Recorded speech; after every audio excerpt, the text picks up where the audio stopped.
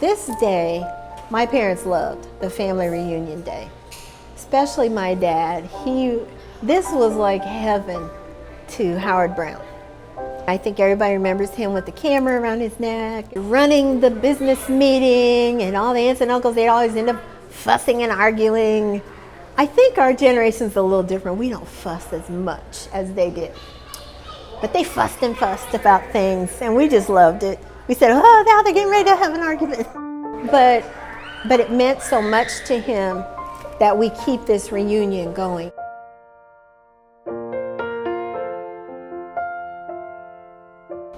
Growing up in Sidney, Ohio It was the 50s and 60s.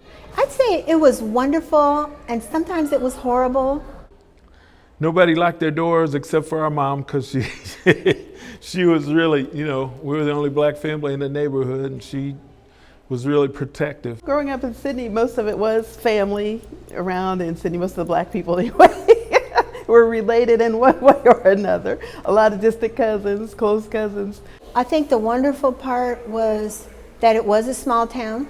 So when I went to school, the teachers knew my dad, they knew my mom, some of them knew my grandparents, because the generations know the generations. Well, the first things I remember are from pictures my dad took when we lived what we called down the hill on Highland Avenue in the old house where we called them Dad and Mom, who were really my grandparents lived, my dad's mom and dad. My dad, Howard Brown, he had, 6 kids in his family, I believe, and then all of their kids, and most of us lived in that area, Dayton, Sidney, except for Frida and her family lived in Sandusky, but everybody else was pretty close.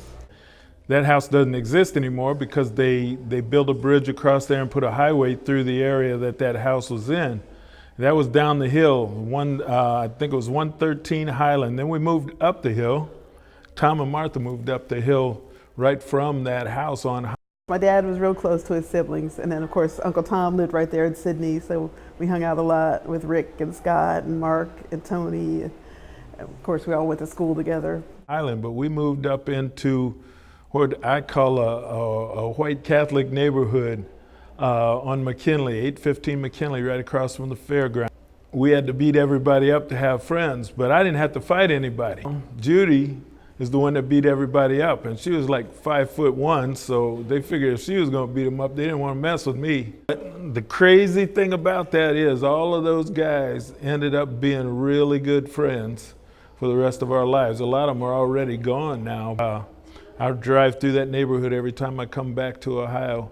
But I remember things like playing under the railroad bridges and burning up plastic model cars and Daredevil shows because we saw them at the fair, and Cowboys and Indians, all those kind of things. If you had 25 cents, you were rich. I mean, you could go to the little store down on the corner of Fair Road, and you could get like 2 pieces of candy for a penny. So at the quarter, you get 50 pieces of candy. I mean, this is small town stuff. My parents, Virginia and Howard, didn't travel much. They didn't like to go, didn't like to fly. So we did, wherever we went, we drove, which was mostly in Ohio. I remember once, I was probably in 4th grade, we went to Cincinnati. That was my first trip to Cincinnati. We went to Coney Island. Remember that? My first roller coaster ride was at Coney Island in Cincinnati with my big sister Judy. The first time, that first hill you're going up, I was scared to death, and she kind of had to hold me down. But after the first hill, it was great. I wanted to do it again. But yeah, Judy was kind of my babysitter. So she was the oldest daughter, I was the youngest. So she was always my babysitter. I think one of the reasons I'm a football coach now is because every neighborhood in Sidney had a football team. But the thing about it was like Pop Warner football, but there were no adults running it. We coached ourselves, and we played football in the middle of the half-mile track at the fairgrounds. So our football field was like twice the size of a regular football field. And the crazy thing about it was all of those kids that played on those teams around all the neighborhoods in Sidney ended up in high school together, and for 3 years in a row. Mostly was a time when Mike was in school. I think it was the year after I graduated. They lost 1 game that whole 3 years, and they had guys go play pro football, college star. My cousin Tracy and I, we're practically the same age. I think I'm a month or 2 older than she is. but we pretty much looked alike, so everybody thought we were twins. But I would always get her hand-me-downs, even though I was older than her. My dad was Howard Brown. He truly put family first, and he loved community and community service. So those are some things that we kind of grew up with. Oh, Dad delivered mail, knew everybody in town because he'd been there since he was born. He was a football star. Pretty much got along with everybody, church every Sunday. Everybody in town knew him, they called him Hap. Mom was from here in Piqua. My dad was real into history. So I remember on Sundays he would take us what we would call our hysterical, instead of historical, we'd say hysterical tours of Sydney. We would drive around, but he knew where everything was, what everything was, especially with as far as Black history in Shelby County and those kind of things, because as I said, most of it was family, so he knew the people personally. My mom, she was Virginia Hunter. My dad was Howard Brown. She had one brother. She grew up here in Piqua, Ohio, where we are now. And she told us the story of how, the Black kids, at that time they were called colored kids, they weren't allowed to go to the swimming pool, public swimming pool. So they swam in the river. And he went, probably when he wasn't supposed to, with some of his friends, swimming in the river, and he got caught in the undertow, and he drowned at age 12. So she grew up pretty much an only child, of course, after that. And that's why she wanted us all to learn how to swim. They were always there. That's why I remember, especially when I went to college. I knew when I called home, they would be there. I remember one time I called and they weren't there. I was like, where are they? I was like indignant because they weren't there. But they were always there. You could always count on them being there. Family was their thing. It was a lot of fun, really, growing up, even though it was in the pre and civil rights period. Small town, we had problems too, but it was nothing like the generation before. In 68, when I graduated from high school, 64, that period before that, we didn't have those kind of overt segregation. Separate but equal laws were done, out of ignorance and by mistake, but the truth is they weren't by mistake. It was the realtors and the people that sold houses, the people that gave out loans. Even now, it's much harder to get credit here in Ohio than it is out in Arizona where I live. And I don't think the people that are doing these things even realize what they're doing, but it is on purpose. And Mom and Dad and those guys didn't trust doctors, for example. And I still see it being away from town since I was 18 from Sydney.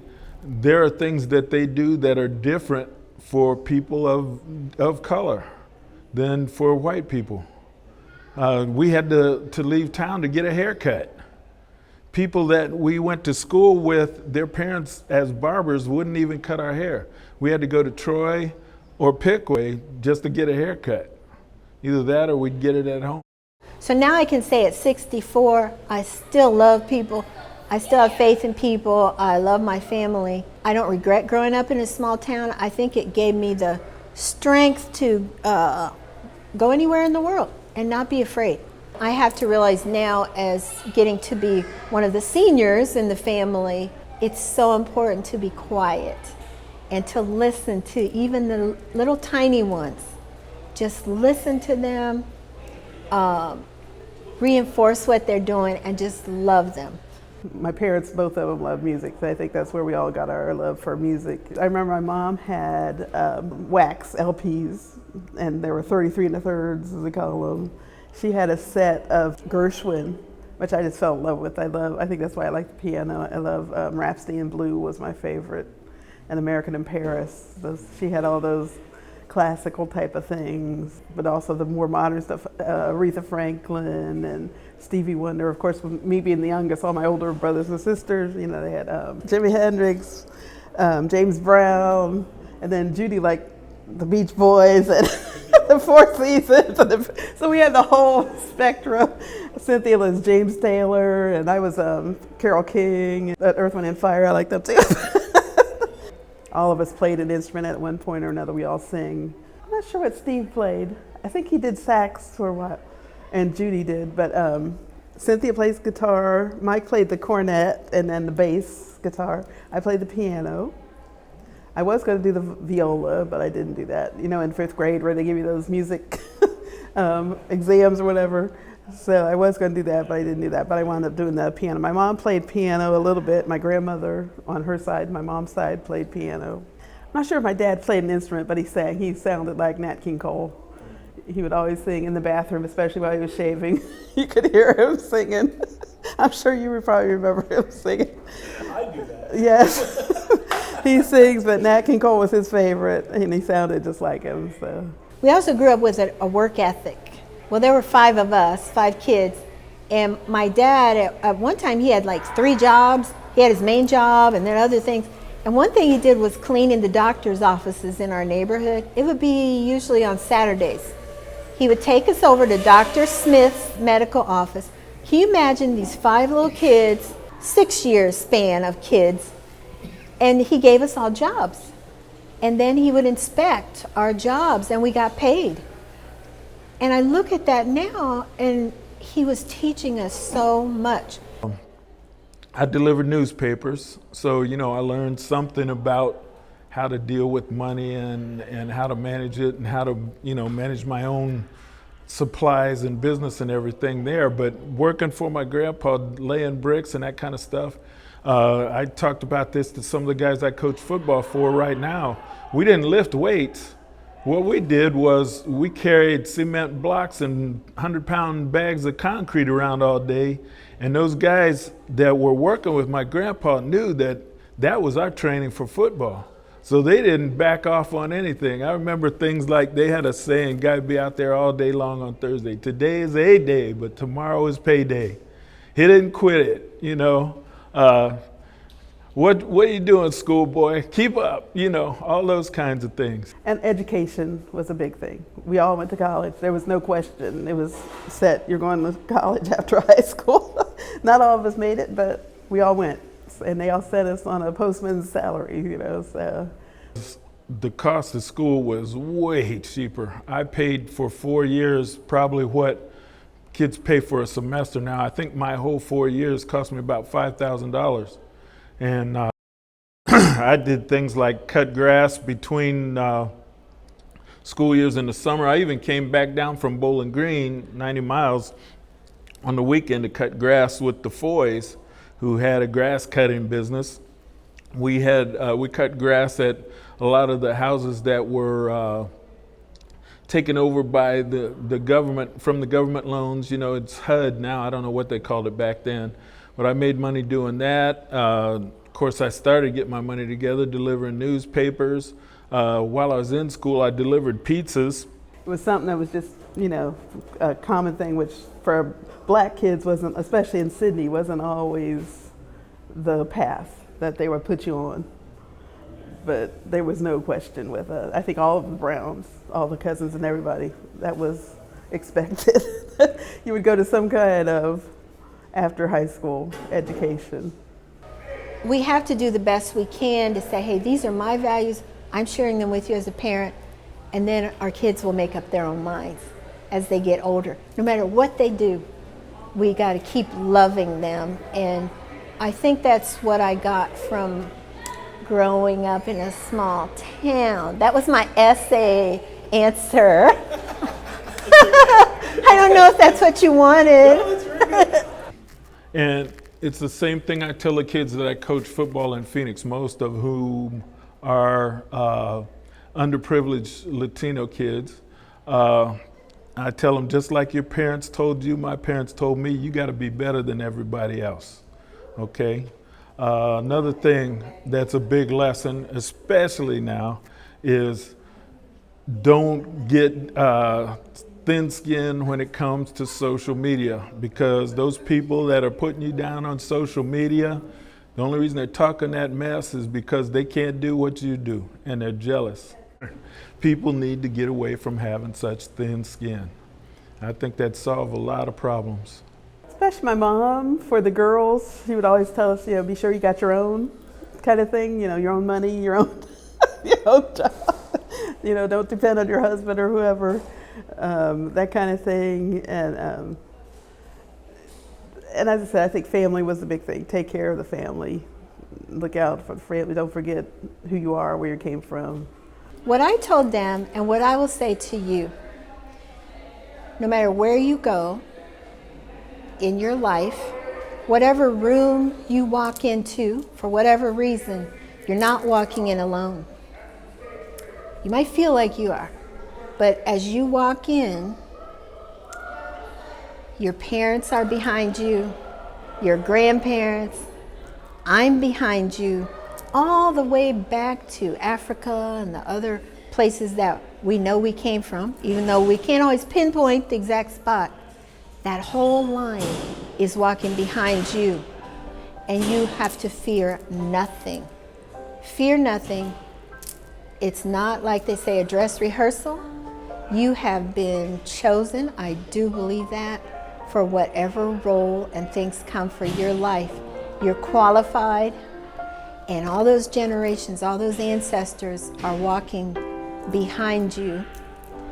And on top of that, more than anything, just say a prayer to God that you will do what He has chosen you to do, and it's going to be all right. What I think of my parents, I still think they're the greatest. And I don't know what you believe, but I do believe that they're in heaven together. And just looking down today and smiling.